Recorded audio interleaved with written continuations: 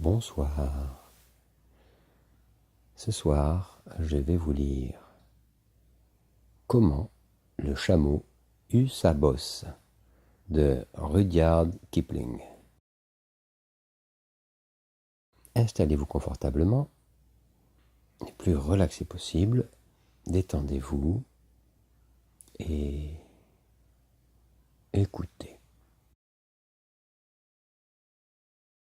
Et voici l'histoire suivante qui raconte comment le chameau acquit sa bosse.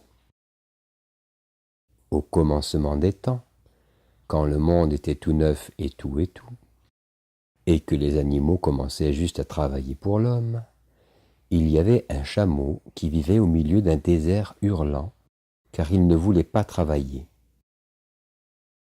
D'ailleurs, c'était un hurleur lui-même. Alors, il se nourrissait de bouts de bois, de tamaris, de plantes grasses et de piquants d'épines, avec une douloureuse paresse. Et lorsqu'on lui adressait la parole, il répondait « bof », simplement « bof », et rien d'autre. Alors, le cheval vint le trouver le lundi matin avec une selle sur le dos et un mors dans la bouche. Et il lui dit « Chameau, ô chameau, viens donc trotter comme nous tous. » « Bof, » dit le chameau. Et le cheval s'en fut le répéter à l'homme.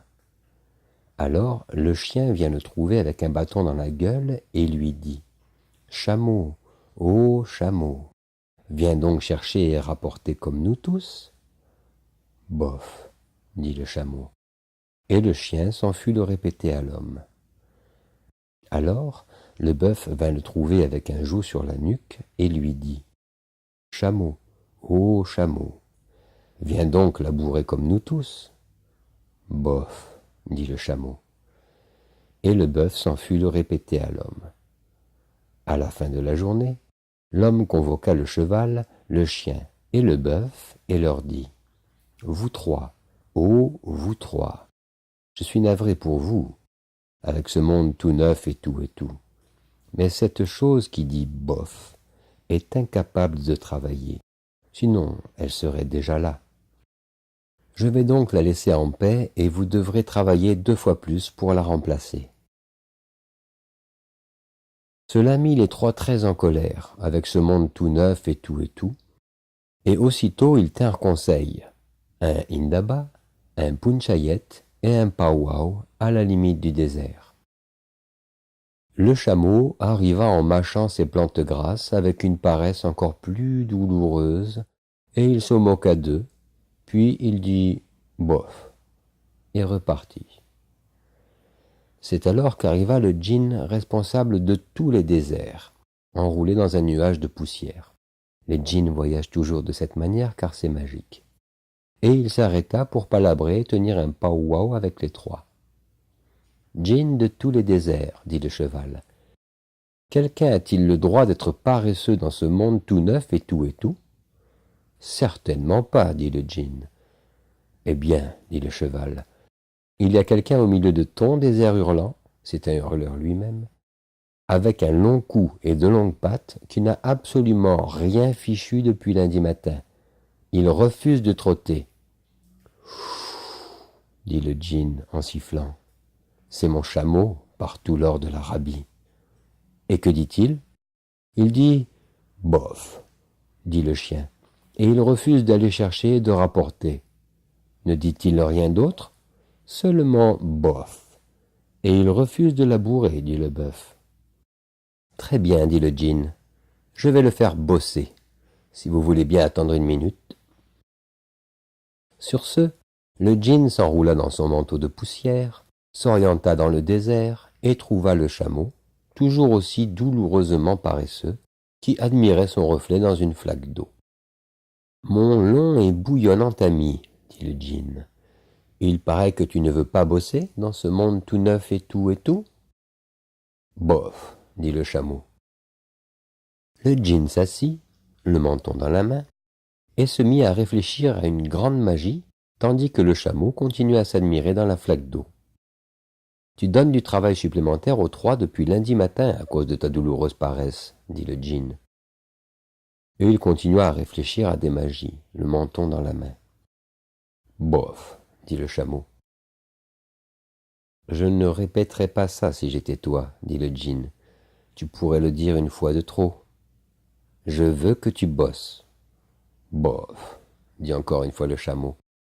Mais à peine eut-il prononcé ce mot, qu'il vit son dos, dont il était si fier, s'enfler, jusqu'à devenir une grosse bosse ballottante. Tu as vu ça, dit le djinn. Voilà ce que tu t'es mis sur le dos en refusant de bosser.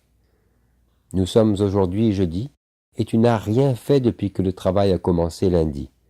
Maintenant, tu vas bosser. Comment le pourrais-je, dit le chameau, avec cette chose sur le dos? C'est exprès, dit le djinn, pour te punir d'avoir manqué ces 3 jours. Désormais, tu pourras bosser 3 jours sans manger en vivant sur ta bosse. Et ne dis pas que je n'ai jamais rien fait pour toi. Sors du désert et va rejoindre les 3, et apprends à te conduire. Allez, hop. Et hop, le chameau s'en fut rejoindre les 3. Et depuis ce jour, le chameau bosse. Nous disons maintenant qu'il travaille, pour ne pas le vexer. Mais il n'a jamais rattrapé les 3 jours de travail qu'il avait manqués au commencement du monde, et il n'a jamais appris à se conduire. Laide est la bosse du chameau, que l'on veut voir aux eaux. Mais plus laide encore est la cause de celui qui point ne bosse. Gosse et adulte aussi, l'ennui nous saisit, si nous n'avons rien à faire. Comme le chameau s'abosse, traînant notre cosse, nous en avons plein le dos. Au saut du lit, sourcils froncés, l'air maussade et renfrogné, nous prenons bougons, ronchons, marmonnants et grognonnants, notre bain, nos bottes et nos jouets. Nous voudrions un petit coin, je sais que tu en as un abri pour le jour où nous en avons plein le dos. Or ce mal ne guérit en restant assis, à lire en paix au coin du feu, mais en prenant pelle et houe pour creuser un trou et suer un peu. Alors, par enchantement, grâce au soleil et au vent, tu verras filer ta cosse, cette horrible cosse dont nous avons plein le dos. Car il m'arrive aussi d'être saisi d'ennui lorsque je n'ai rien à faire. Nous traînons tous notre cosse, comme le chameau sa bosse, gosse et adulte aussi.